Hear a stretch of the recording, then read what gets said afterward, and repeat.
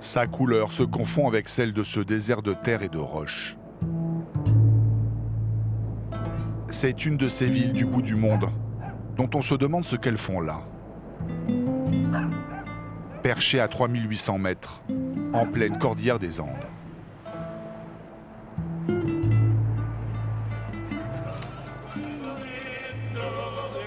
Sur ces terres de solitude, ils sont inséparables. Le vieux camion de 45 ans, son propriétaire Lenke et son copilote Manuel. Depuis 15 ans, chauffeurs-livreurs de haute altitude, ils transportent de tout.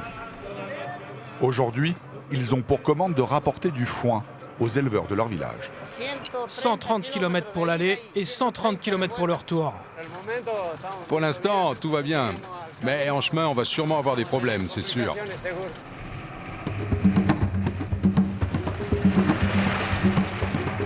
À moins d'y être obligés, rares sont ceux qui se risquent sur les 130 km qui séparent San Antonio de las Cobres de Payogasta.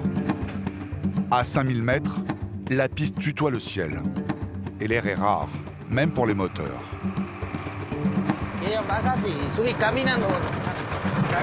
Claro, qué puta, la curva es así, una curva bien cerradita. Y este, como el cuadro no giraba, pues. La piste déroule ses lacets, à peine plus large que le camion, et bordée de précipices.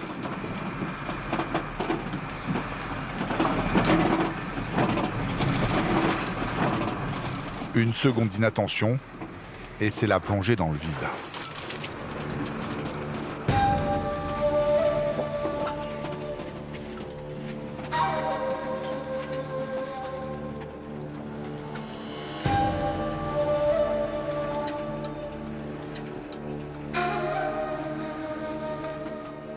Ahí nos marcha atrás, bloqueador. Muy angosta. Acá tenés que hacer maniobra.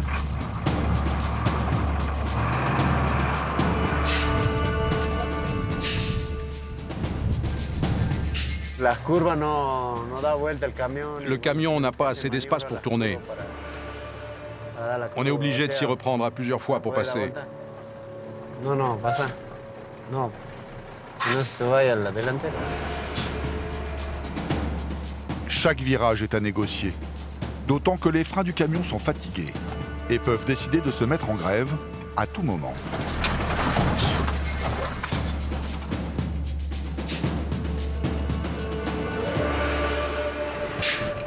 C'est comme ça qu'il y a un an, Manuel et Lenke ont perdu un de leurs amis. Il devait être 19 ou 20 heures par là. En pleine descente, ses freins ont lâché. Il a essayé de contrôler le camion, mais il n'y est pas arrivé et il est tombé dans le précipice. Nous, on a l'habitude de dire qu'on sait quand on s'en va, mais seul Dieu sait si on reviendra.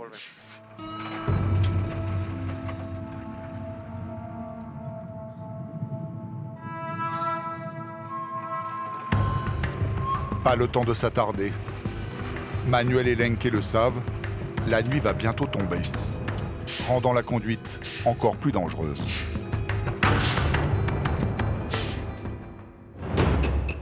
La démesure argentine, c'est ça. 3700 km du nord au sud, 1400 d'est en ouest, et autant de routes, de pistes, de pièges. Chaque année, les eaux du ciel fertilisent les terres basses. Je ne sais pas si je vais y arriver. La lagune continue de monter et je ne sais pas jusqu'où. Obligeant Pablo à braver sentiers engloutis et lagunes profondes pour livrer son lait.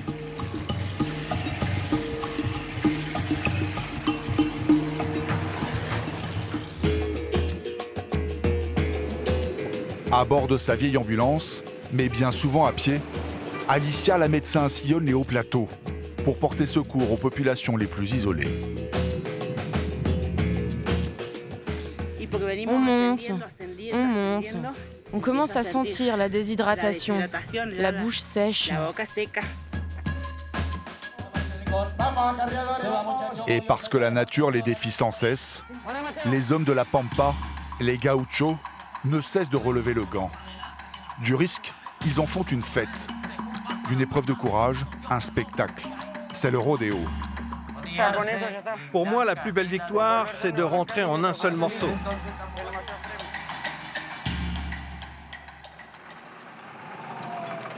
Entre les sommets, dressés comme des sentinelles, Mama Kia, la déesse inca de la lune, veille sur Manuel et Lenke.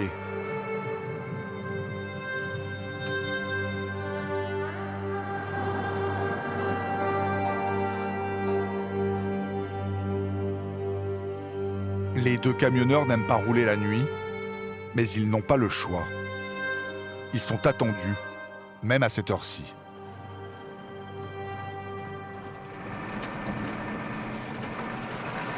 Et c'est en pleine nuit qu'il faudra commencer le chargement.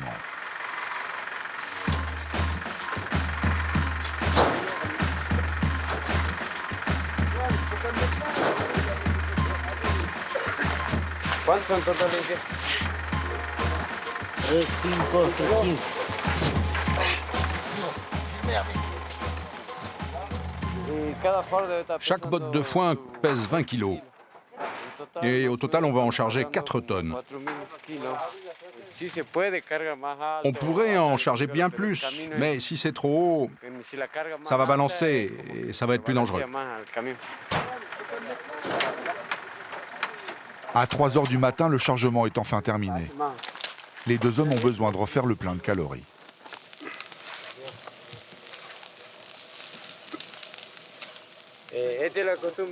Ça, c'est la tradition des camionneurs argentins. On s'arrête là où on peut pour préparer le repas. Et ensuite, on repart. Parce que sur cette route, on ne trouve pas de restaurant. Et la route est très difficile. Et les villages par lesquels on passe sont très espacés.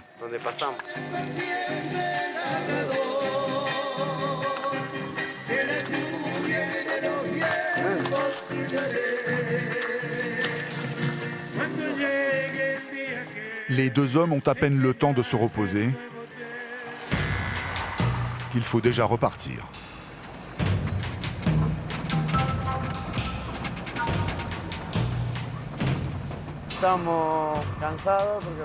On est très fatigué parce qu'on n'a dormi que 3 heures. Mais bon, il fallait qu'on reparte pour être dans les délais prévus.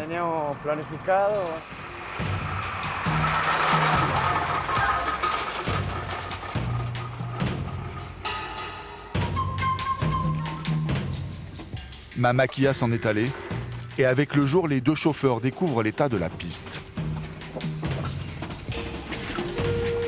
Il fait froid, à peine 0 degré. À ces altitudes, il gèle 220 jours par an. Des plaques dont même le soleil ne vient pas à bout.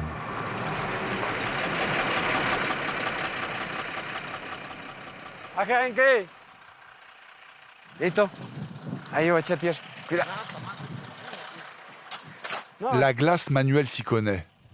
Il sait comment la combattre. Je mets de la terre sur la glace pour que le camion ne patine pas. Parce que la glace, c'est dangereux.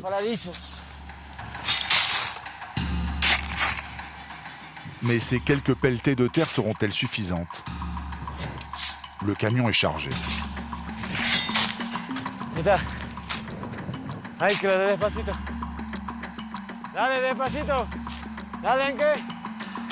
Ahí, pasa el camión. Dale, más para acá. Tírate más para acá. Ahí, dale. Ahí,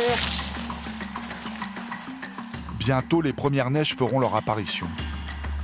Quand elles recouvrent les sommets, elles masquent aussi les plaques de glace aux yeux des camionneurs. Heureusement qu'il n'y avait pas de neige. On est bien passé. Ça aurait pu être plus compliqué.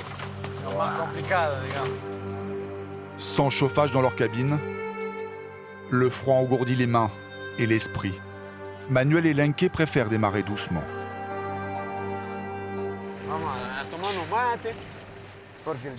On va prendre un peu de maté, parce que le voyage commence à être long et la descente difficile. Le maté, ça nous délasse. Je vais y rajouter du café. Le maté, c'est l'infusion traditionnelle à base d'herbes.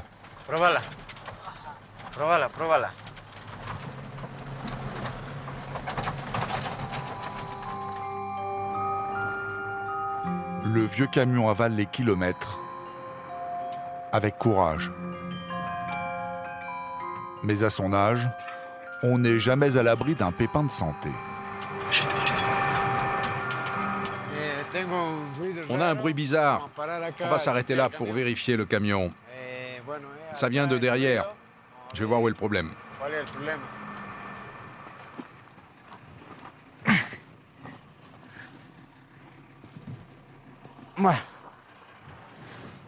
Le pignon est ressorti.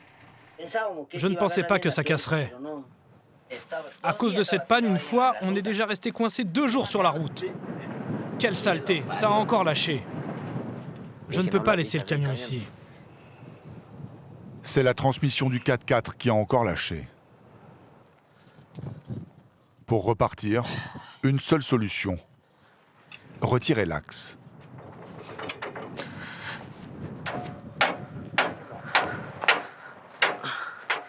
Si ça tient, les 2 hommes pourront franchir les 5 km qui les séparent encore de la ville. On a eu de la chance. Parfois, quand on est sur une route difficile et qu'on a des problèmes mécaniques comme ça devient vraiment très compliqué pour nous. Ça casse et ça passe. Telle pourrait être leur devise. Mais c'est forcément du provisoire.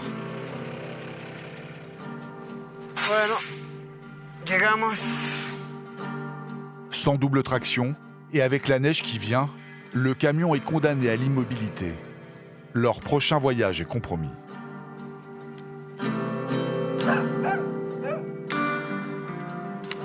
À quelques rues de chez eux,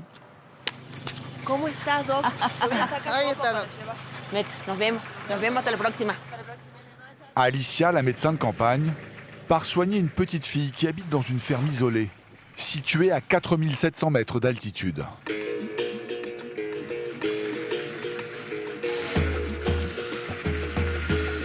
Avant d'y arriver, Alicia va devoir traverser la Puna, 120 km d'un plateau aride et pratiquement désert. C'est très difficile pour nous d'aller les voir. Mais c'est presque impossible pour eux de venir à l'hôpital. Dans la Puna, ils sont entre 10 et 12 000 personnes vivant isolées, sans moyens de transport ni de communication. Je dois vraiment aller les voir.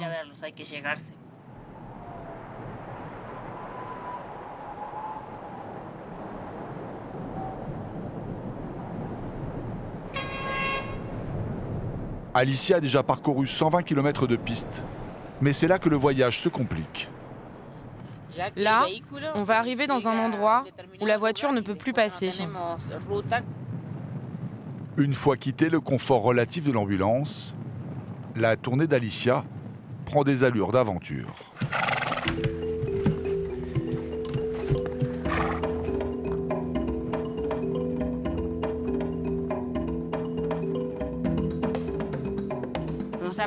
Aujourd'hui, pour ma visite médicale, j'ai la chance d'avoir ce cheval. Parce que j'aurais dû y aller à pied.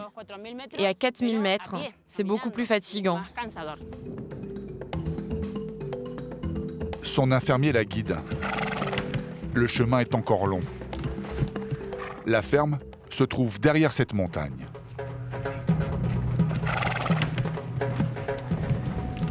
« 4 heures de montée. Sous ce soleil et à cette altitude, ce n'est pas une promenade de santé. Ni pour les hommes, ni pour les bêtes.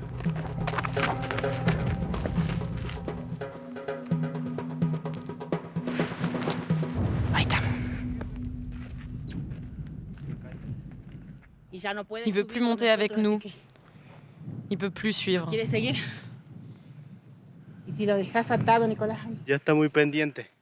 La pente est trop forte. Ça monte dur. Et l'animal n'y arrive pas avec une telle charge. On va le laisser là. Ce n'est pourtant pas la première fois qu'Alicia emprunte ce chemin. Mais l'effort est toujours aussi pénible.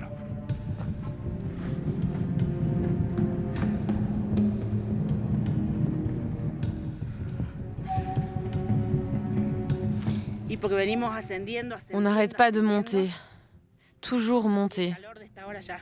Et avec cette chaleur, je me déshydrate. J'ai la bouche sèche. Je sens mon cœur qui cogne. J'ai mal au crâne et peu d'oxygène. À cet instant, Alicia vient de franchir la hauteur du Mont Blanc, 4800 mètres d'altitude.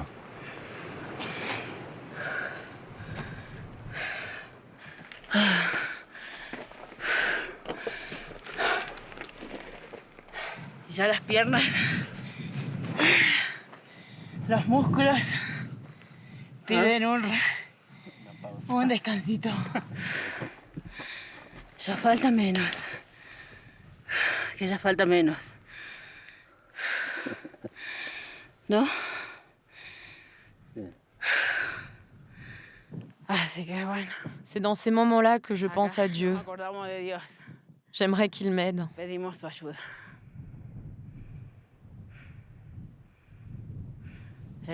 C'est incroyable que des gens puissent vivre ici. Et en plus avec des enfants. Après 4 heures de calvaire, la médecin retrouve sa petite patiente.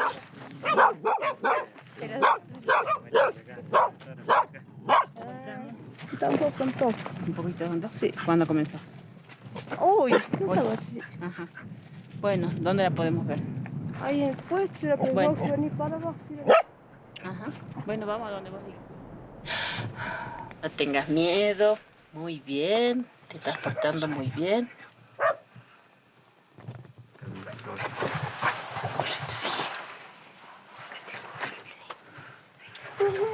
Ya vas a salir, mamita, ya vas a salir. ¿Cuánto tiene? 12,900. Ok. Listo. Ya está, no llores, ya está. No llores, ya está, mami. No hace nada, Bueno, nada. ya está, mi amor. Ahí está, un aplauso, muy bien. Muy bien. Bien, bueno. Le vamos a dejar entonces unas gotitas, un jarabito. Pisemos nomás entonces. Y si llegara a ser fiebre, yo le dejo un antibiótico que es, porque el ibuprofeno no es antibiótico. Puede ser una simple tos y pasa. Tout ce chemin que j'ai fait pour en arriver ici, ça en valait la peine. En Argentine, l'accès aux soins est gratuit. Alicia est payée par l'État. Sans elle, la plupart des familles de la Puna n'auraient pas accès aux soins.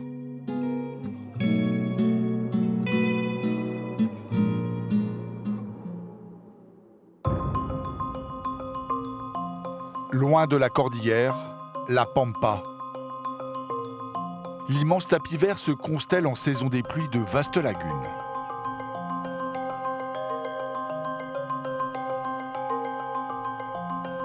À 600 km au sud de la capitale Buenos Aires, la ville de Puan. Durant les 3 mois d'hiver, la région est pratiquement coupée du monde.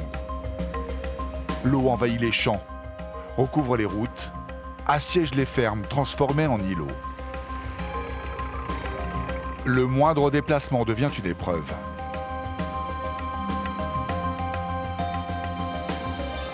Durant ces mois-là, le tracteur est roi. Et les fermiers ne refusent jamais un coup de main pour tirer un voisin de l'ornière.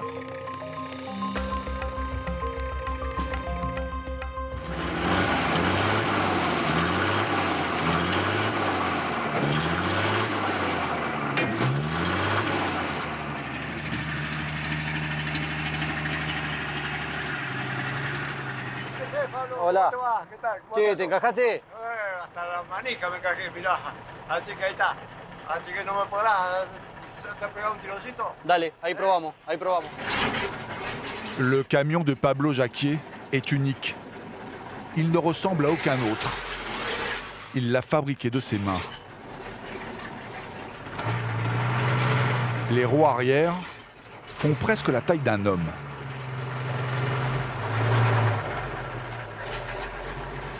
Mathieu, dame el ok para tirar.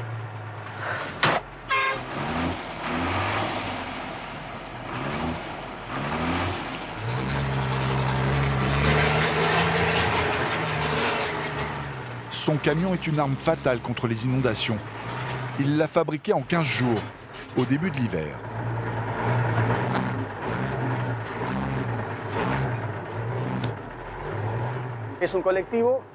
C'était un bus à Buenos Aires. Il appartenait à la famille de mon père. Je l'ai coupé pour en faire un petit camion tout-terrain, mais avec les dernières inondations, je l'ai appelé Bonditrack, c'est-à-dire bus-tracteur. Ça, ce sont des roues de moissonneuse. J'ai dû rallonger l'essieu et j'ai aussi coupé les garde-boue pour qu'elles puissent rentrer. Ça, c'est un châssis d'un vieux camion qui a même encore son différentiel d'origine, capable de supporter les citernes.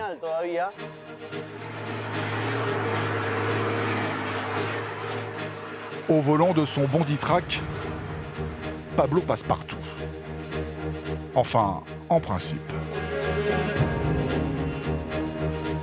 Depuis 40 ans qu'il affronte les caprices du ciel, c'est la première fois que lui et sa famille connaissent une situation aussi dramatique.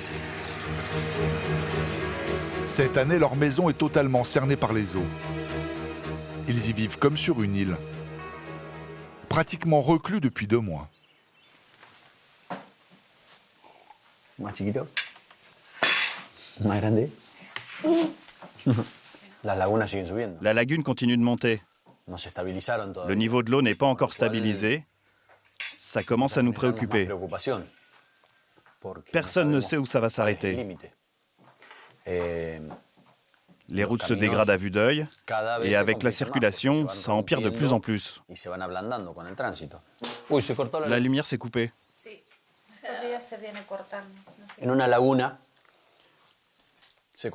Il se peut que dans une lagune, les lignes électriques se soient cassées. Ils vont devoir aller les réparer en bateau. Le bus scolaire ne circule plus. Les enfants sont coincés à la maison. Alejandra, la femme de Pablo, a improvisé une petite école dans le garage. Et chaque jour, elle fait la maîtresse. Bueno, ¿qué nos queda por hacer? Pour nous, l'isolement est compliqué, mais ça l'est encore plus pour nos enfants. Ils ont toujours eu l'habitude d'être avec leurs copains et leurs professeurs et maintenant, ils sont coincés à la maison. Les inondations menacent l'existence même de la ferme. Pablo élève 200 vaches laitières. Mais comme il n'est pas équipé de chambre froide, il doit impérativement livrer son lait tous les jours à la coopérative de la ville.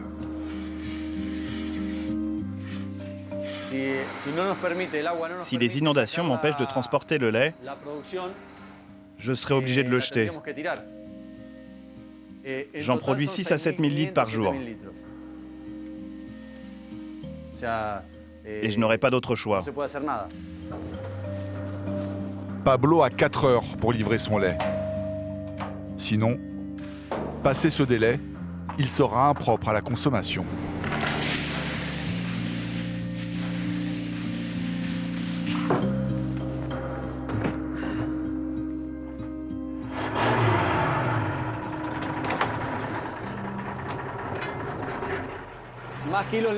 Plus il y a de poids à l'arrière, plus la conduite sera compliquée. Et plus tu seras fatigué à la fin de la journée.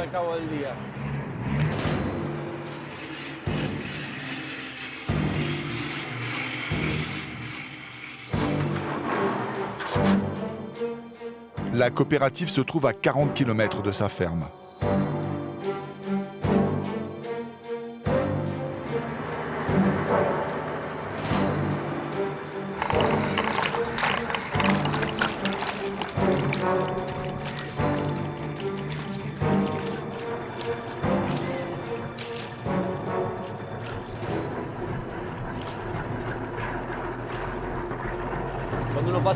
Quand j'arrive dans la lagune, je ne sais jamais ce qui va se passer.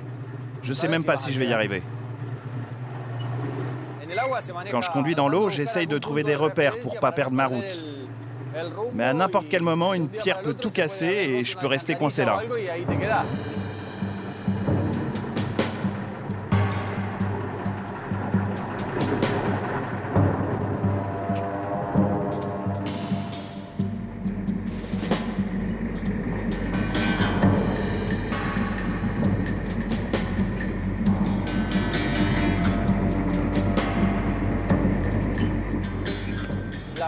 Les roues sont si grandes qu'il est difficile de maintenir une bonne trajectoire.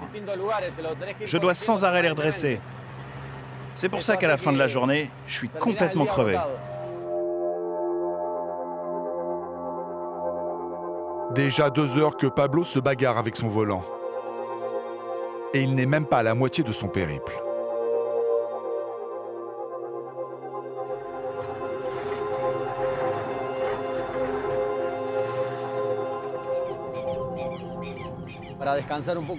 Je dois soulager un peu mon dos et mes bras et me réchauffer avec un petit maté bien argentin.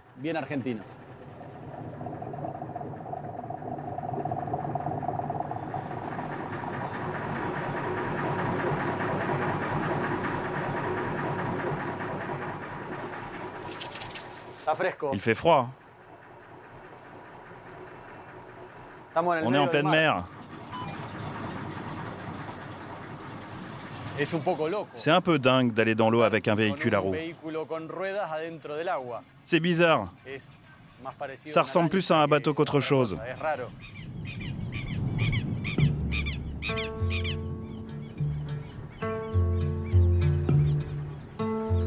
Un quart d'heure de repos. Et il reprend la route.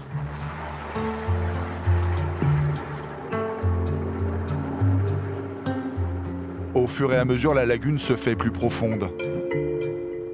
Par endroits, elle atteint 2 mètres.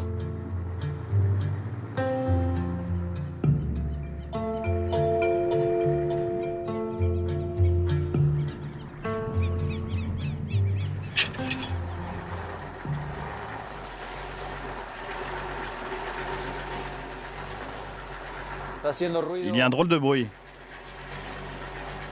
Je ne m'arrête jamais dans l'eau pour réparer. Je continue et j'attends de sortir pour voir le problème.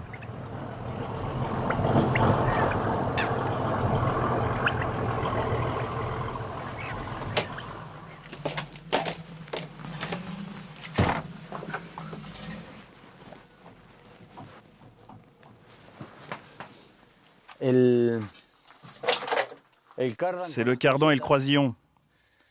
Ils ont pris l'eau. Ça les a abîmés. C'est ce qui faisait du bruit. Avec l'eau et la boue, le lubrifiant s'écoule. Ça frotte et ça peut casser. Pablo est loin d'être rassuré. Si le cardan est cassé, plus moyen d'avancer. Et son lait sera perdu. Chaque fois que je passe dans l'eau, ça réduit l'espérance de vie de mon moteur. Ce sont des véhicules faits pour la route, pas pour aller dans l'eau. Même si je les transformais en bateau.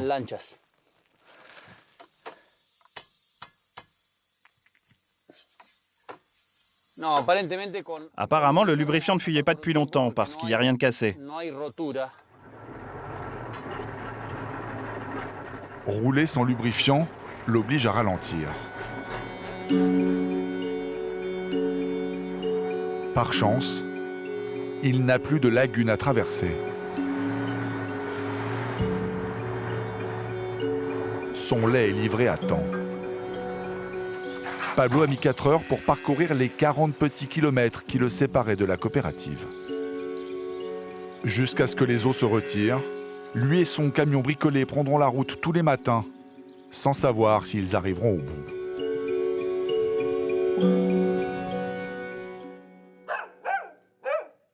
Retour dans la cordillère, avec nos 2 camionneurs.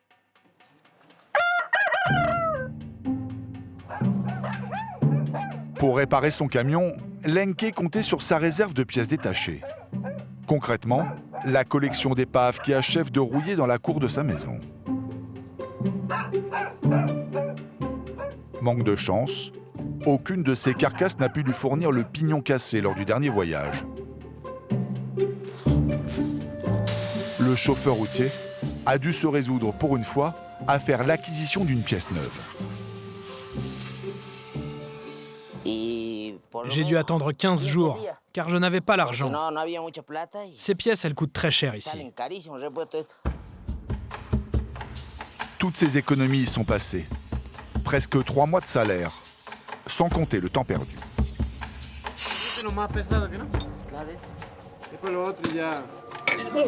Arriba más. Ahí. Ahí. Ahí.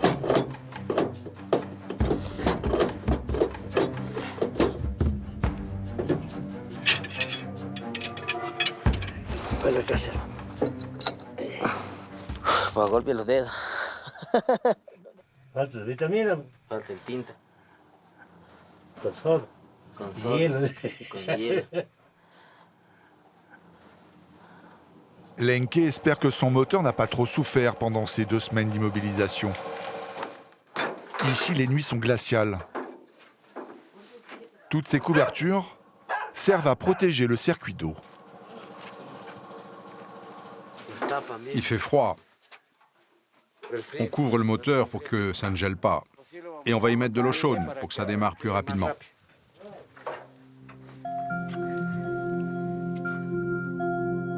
Dès demain matin, Lenke et Manuel prendront la route. Mais pas avant d'avoir accompli le rituel religieux le plus important de la cordillère des Andes.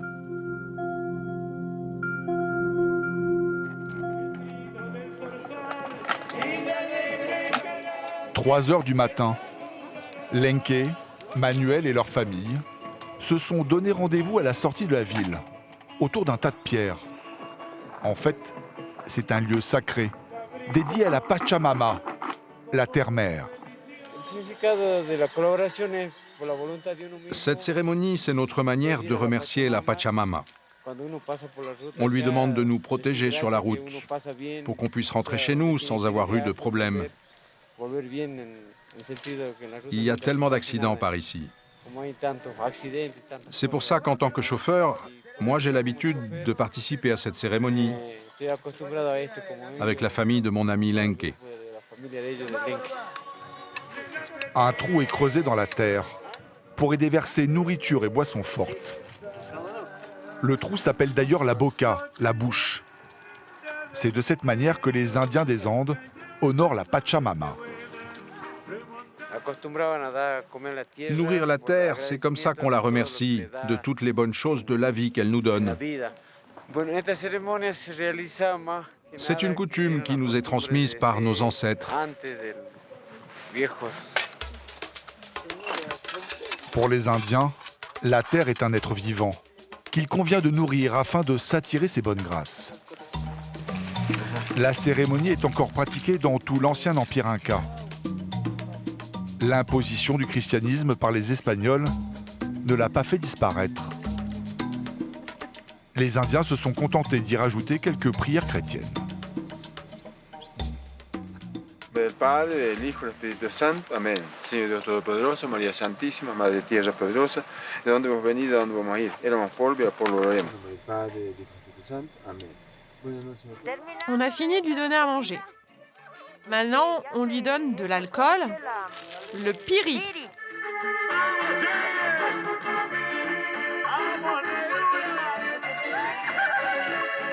Jusqu'au bout de la nuit, Manuel et Lenke enchaînent verres d'alcool et feuilles de coca en l'honneur de la Pachamama.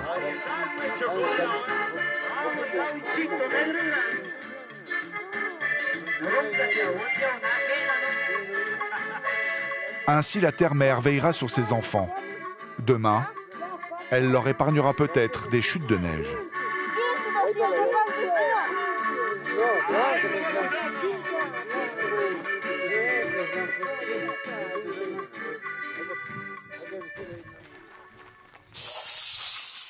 Sans quasiment avoir dormi, Manuel et Lenke se sentent prêts à affronter la montagne.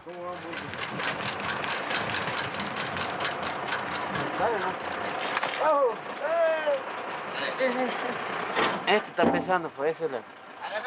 Ahora sí. Le soleil est au rendez-vous, mais la température a encore baissé.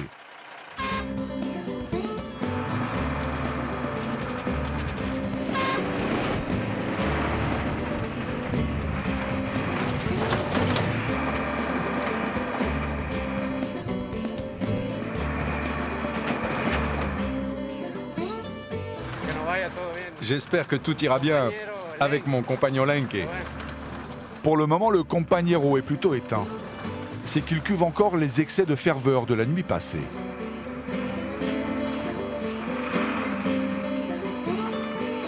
Ahí bien, cuarto, para que no levantemos. Ya empieza a trepar, ¿no?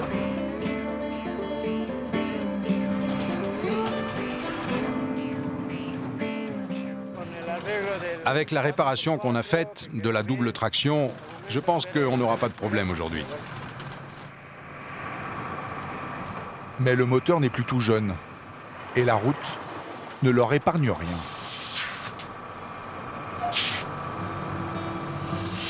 Depuis 1 heure, le camion progresse dans la pente. Aucune pause, aucun plat pour soulager la machine. Le moteur commence à chauffer. Il faut qu'on ralentisse. Les 2 hommes n'ont plus le choix.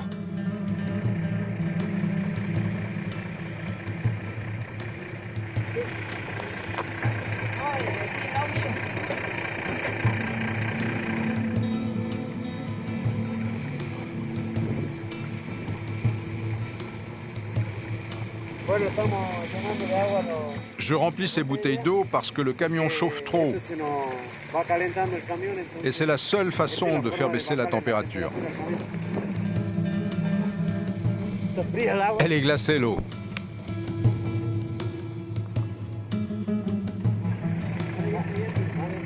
Et l'opération va devoir se répéter toutes les demi-heures. Le temps ne compte plus. L'important, c'est d'arriver au sommet.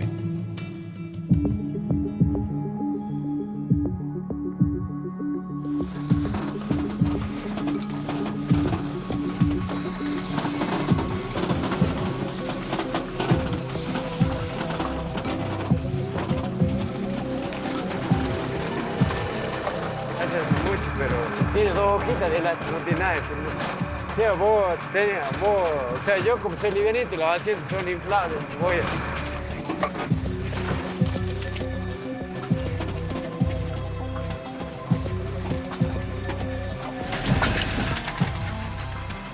más allá es la complicación. ¿Ya acá cuántos kilómetros más o menos? Ya es más angosto. Este no tiene contravueltas.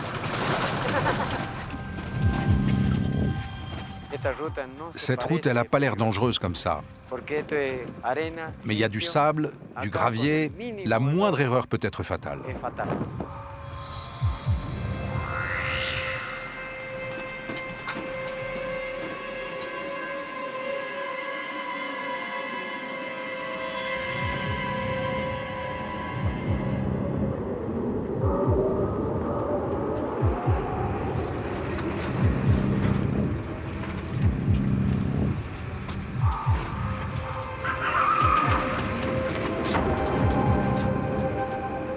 Mira que el viento se baja todas las piedras.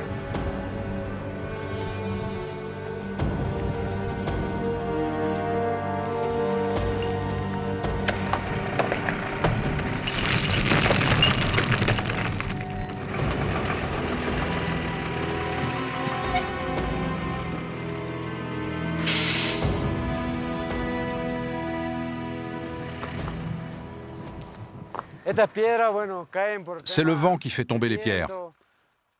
Les animaux aussi. Elles sont dangereuses, ces pierres.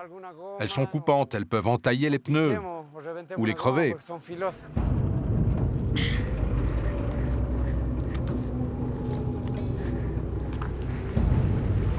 Au bout de 5 heures de peine, Lenke et Manuel rallient enfin le col de Acay, le point le plus haut de leur voyage. Va falloir sortir les couvertures, là. On arrive dans le coin le plus froid. Si on sort maintenant, on va le sentir. On est presque à 5000 mètres d'altitude. Bon, moi j'ai fait ma part de kilomètres. C'est au tour du copilote maintenant.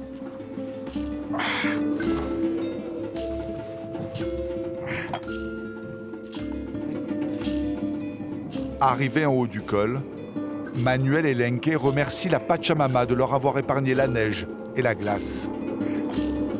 Pour cela, un peu de bière suffira. Mais leur périple est loin d'être terminé. Ils ne sont qu'à la moitié du trajet. Ils ont encore besoin de sa protection et de sa bienveillance.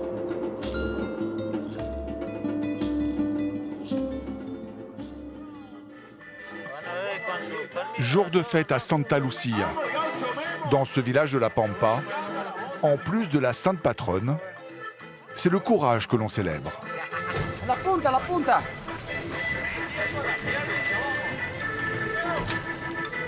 Et tout commence par l'assado, le traditionnel barbecue argentin. Dans cette région d'élevage, la viande est la base de tous les repas. On en prépare environ pour 1000 personnes. C'est typiquement argentin. C'est un peu pareil que les Italiens avec leur pizza.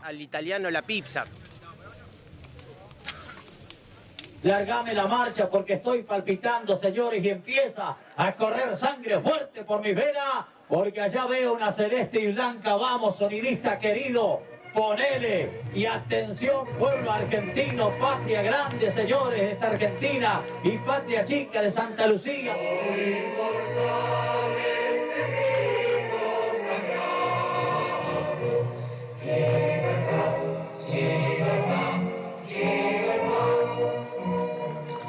Ici, le cheval est bien plus qu'un instrument de travail. Outil d'émancipation, symbole de l'indépendance de ces hommes fiers et indociles, les gauchos.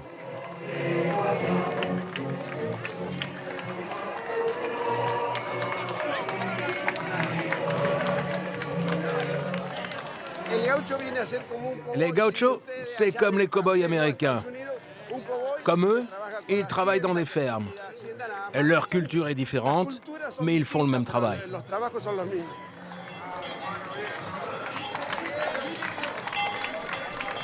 Après le défilé de leurs plus beaux poulains, les éleveurs de la région vont se mesurer à un jeu dangereux dans le corral.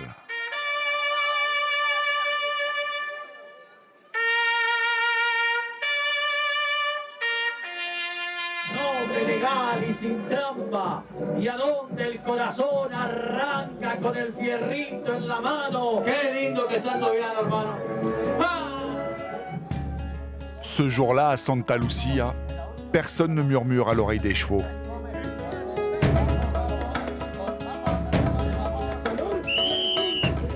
Le rodéo est un combat entre l'homme et la bête.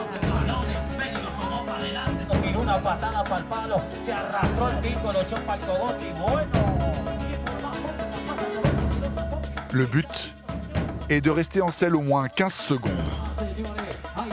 Et c'est loin d'être facile.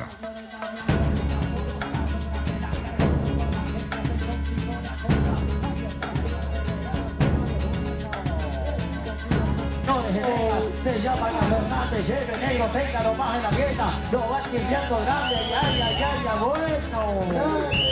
Ve la marca de Rincón, y se van a venir las escondidas, medio pegó los barquinazos, los plantó los garrones, le echó la pata adelante, señores, un lazazo que se cruzó por la boca, otro que peinó el penacho y el tiempo, señores. Dans son coin, Gervasio se prépare. Il n'a que 19 ans. Il participe à son premier rodéo. J'ai une petite poussée d'adrénaline. Mais ça va, je me sens bien. L'important, c'est d'avoir confiance en soi. Gervasio a de qui tenir. Son père est un gaucho de renom. Depuis longtemps, le garçon piaffait de lui prouver sa valeur.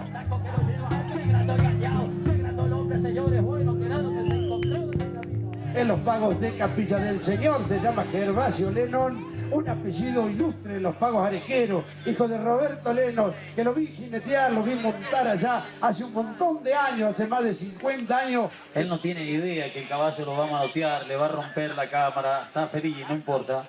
Gervasio Lennon, señoras y señores, se baja del palenque número 1, la guitarra de la marca de Aldazábal. Empezó a temblar en las riendas, señores. Bueno, Gervasio, largala. No pasa nada, largala, Gervasio. ¿Qué va a hacer? Déjame el aplauso, cosas de la jineteada. Trae la vuelta, Omar, no pisó la yegua. No pisó, trae la vuelta. No pisa la lleva, boludo. Yo la largo porque no pisa. Al palenque número 2. Claudio Rodríguez, palenque número 3. Y Manolito Sánchez al palenque número 1. Bueno. Trae la vuelta, boludo, si no salió nada. Está, Mateo, sacame la cámara, estoy recaliente. Esta es la vuelta de honor. Gervasio est dépité, mais il a eu de la chance. Car les chutes, les coups de sabot peuvent être fatales.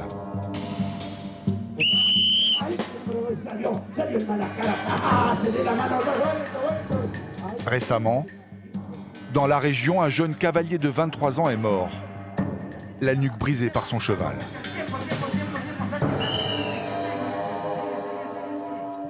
Chico fuerte, se aguantó el peso de unos 400 kilos, no aguanta fácil un cuerpo. Esperemos que tranquilito, no se apure, muchachos.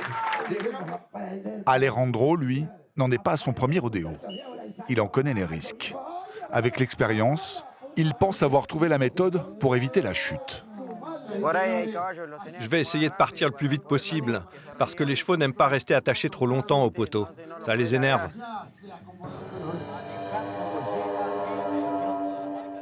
Colores de esos pagos zarateños, un chico que viene de abajo, que viene aprendiendo a fuerza de golpe. Allí está, palenque número 2.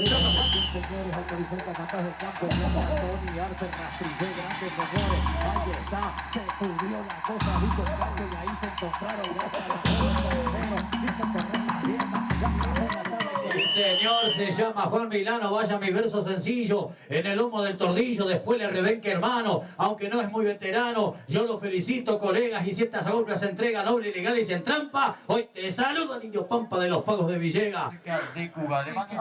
Il m'a vraiment baladé.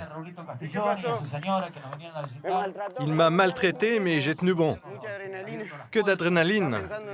Je pensais qu'à une seule chose, ne pas tomber et ne pas prendre de coups. Je suis content de rentrer chez moi sain et sauf. C'est la meilleure récompense que je puisse avoir.